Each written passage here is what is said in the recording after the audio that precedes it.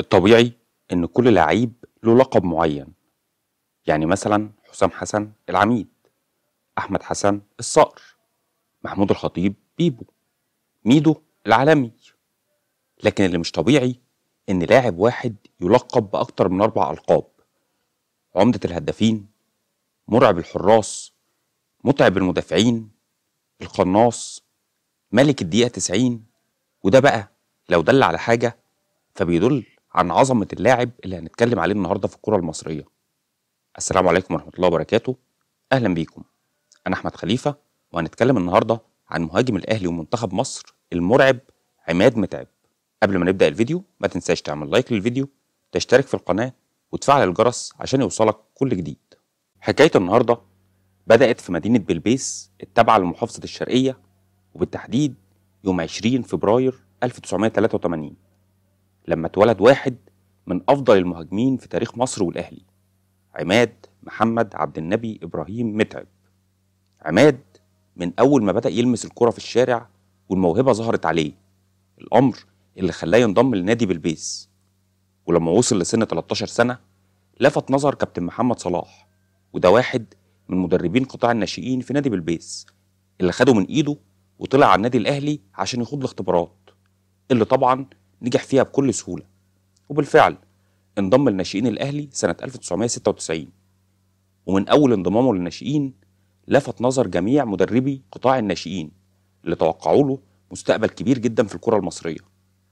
عماد بدأ يتدرج في الناشئين لحد ما تصعد فريق أول على إيد مانويل جوزيه سنة 2003.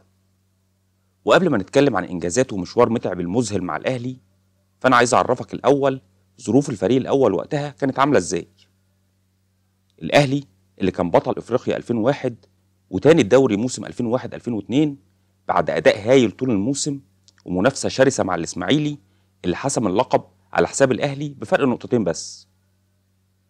الإسماعيلي وقتها كان بيمتلك جيل مرعب من اللعيبة زي بركات وسيد معوض وعماد النحاس وإسلام الشاطر ومحمد صبحي وغيرهم، تحت قيادة مدرب تقيل جدا اسمه محسن صالح، اللي قدر يكون فريق قوي ويخلي موسم 2001-2002 من أمتع المواسم في تاريخ الدوري المصري.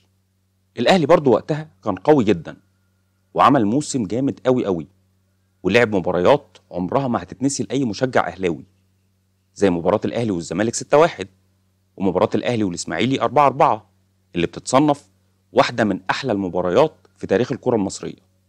كان بيقود الأهلي الموسم ده العبقري مانويل جوزيه، اللي رحل بعد نهاية الموسم بسبب اختلافات مع الإدارة على المقابل المادي.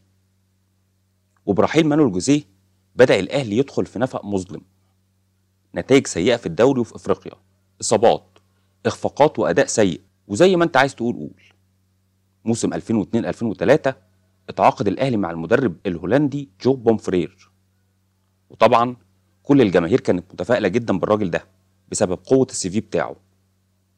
جو بومفرير اللي قدر يكسب مع نيجيريا الميدالية الذهبية في أولمبياد أتلانتا 96، وخد تجارب قوية جدا مع منتخب قطر ومنتخب الإمارات. خد لقب أسوأ مدرب في تاريخ الأهلي بسبب الموسم الكارثي اللي قاد فيه الأهلي سواء على المستوى المحلي أو الإفريقي. أول مباراة في دور المجموعات كانت قصاد فريق اسمه جان دارك من السنغال. خسر الأهلي بنتيجة 2-1، وطبعا فريق جان دارك ده أنا لا كنت سمعت عنه قبل كده ولا سمعت عنه بعد كده أساسا.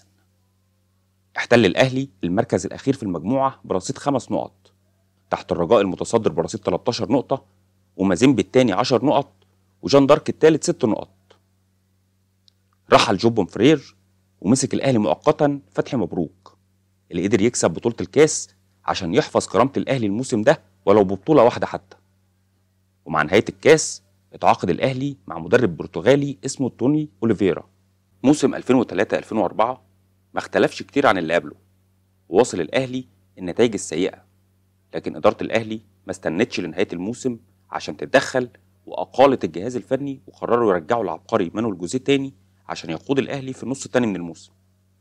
ودي كانت أول خطوة في بناء فريق مرعب للأهلي يسيطر على البطولات المحلية والإفريقية لمدة 10 سنين كاملة.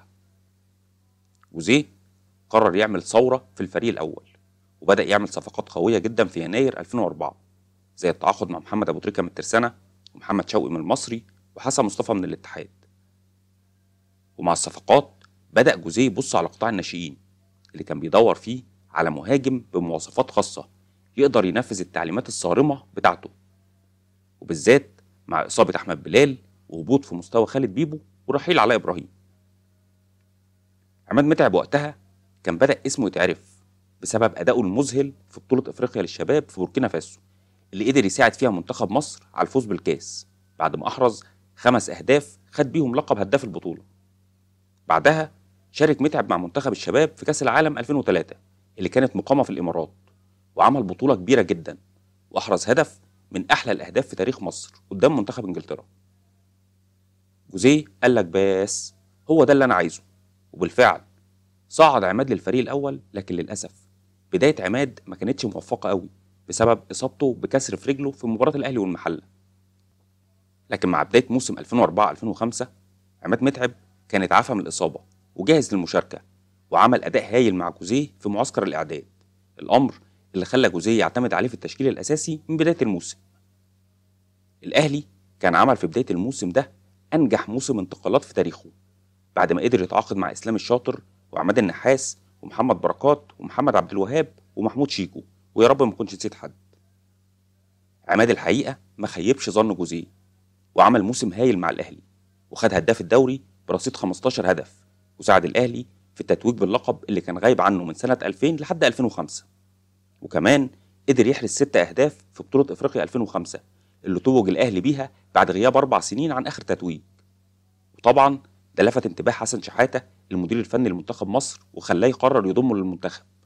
وهو أصلا عماد متعب ما كانش غريب عنه وكان عارفه كويس، لأن حسن شحاتة كان مدرب منتخب الشباب اللي قدر يفوز ببطولة إفريقيا 2003 ويصعد كأس عالم للشباب 2003 ويعمل أداء مذهل ويخرج من الأرجنتين في دور ال16 بعد الخسارة بنتيجة 2-1 في مباراة مصر كانت تستحق تفوز بيها بعد الأداء الكبير اللي قدمته. بدأ موسم 2005-2006 واستمر تألق عماد متعب وشكل ثنائية خطيرة جدا مع المهاجم الأنجولي أمادو فلافيو. وبعد نهاية الدور الأول من موسم 2005-2006 شارك عماد مع منتخب مصر في كأس الأمم الإفريقية 2006 اللي كانت بتتلعب في مصر، وقدم أداء كبير جدا وتألق وقدر يحرز 3 أهداف ساعد بيهم منتخب مصر على الفوز بالبطولة. عماد في موسم 2005-2006 شارك مع الأهلي في كل البطولات في 39 مباراة، أحرز 15 هدف وصنع 5 أهداف، وكان له دور كبير جدا في فوز الأهلي بالدوري والكاس وبطولة إفريقيا. موسم 2006-2007 كمل عماد الأداء المذهل والمستوى الهائل اللي بيقدمه، وأحرز 17 هدف وصنع 5 في 42 مشاركة مع الأهلي في كل البطولات. أما موسم 2007-2008 ما كانش أفضل حاجة بالنسبة لعماد متعب بسبب الإصابات الكتير اللي تعرض ليها، بس رغم كده قدر يساعد منتخب مصر في كأس إفريقيا 2008 على التتويج باللقب من خلال تحركاته اللي فتحت الطريق لعمرو زكي وزيدان وأبو تريكة اللي قدموا بطولة أكتر من هايلة مع المنتخب. شارك متعب مع الأهلي في الموسم ده 28 مشاركة، أحرز فيهم 7 أهداف وصنع هدفين. بداية موسم 2008-2009 خرج عماد إعارة لنادي اتحاد جدة السعودي اللي قدم معاهم مستوى كبير جدا وقدر يحرز 10 أهداف ونال إعجاب كل متابعين الدوري السعودي، لكنه للأسف اتصاب بالرباط الصليبي أثناء مشاركته مع الفريق في دوري أبطال آسيا وغاب بعدها عن الملاعب لمدة 7 شهور كاملة. موسم 2009-2010 رجع متعب للأهلي تاني واستمر في كتابة التاريخ بعد ما قدر يحرز 10 أهداف ويصنع 2 في 17 مشاركة بس.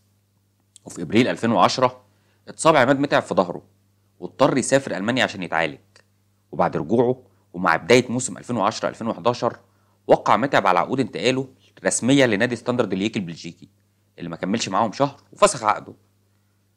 انتهاء رحلة متعب مع الاحتراف قبل ما تبتدي أصلا خلى جمهور الأهلي مش عارف يفرح ولا يزعل على عماد اللي ما قدرش يستحمل شهر في الغربة ورجع بسرعة، ولا يفرح انه هيرجع يلعب للأهلي تاني.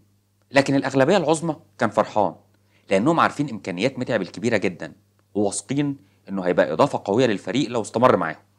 لكن في ديسمبر 2010 رجعت آلام الظهر تاني لمتعب وغاب شهرين عن الملاعب، ومع رجوعه وبالتحديد في شهر مارس 2011 اتعرض لكسر في القفص الصدري وغاب شهرين تانيين، الأمر اللي خلاه ما يقدرش يشارك مع الأهلي الموسم ده إلا في 12 مباراة بس أحرز فيهم 4 أهداف وصنع هدفين.